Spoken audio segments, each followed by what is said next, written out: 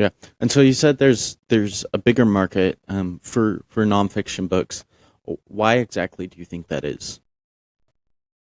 Well, I think a lot of it just has to do with the fact that most people aren't reading for entertainment. Most people are reading for information.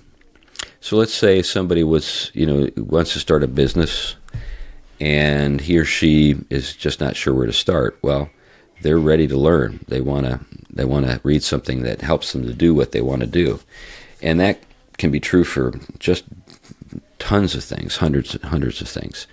So always an appetite for fresh material that helps people do what they already want to do. And that can be home improvement, starting a business, whatever. So or there's just an interest in current events. What's going on in the news. What's an interesting take on what's happened in the past week, that kind of thing. So, and because news is always new, there's a need for just ongoing supply of fresh material. When it comes to stories, the thing with stories is you have to deal with the fact that there are all these great stories that already exist, and people can go back and read them. And in every generation, you got a new group of people who can be introduced to Lord of the Rings or The Hobbit or whatever.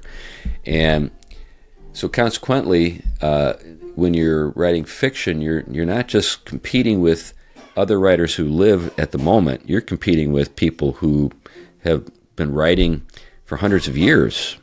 And it just when you're competing with Dostoevsky or C.S. Lewis, I mean, it's pretty tough. Yeah. They're pretty great writers.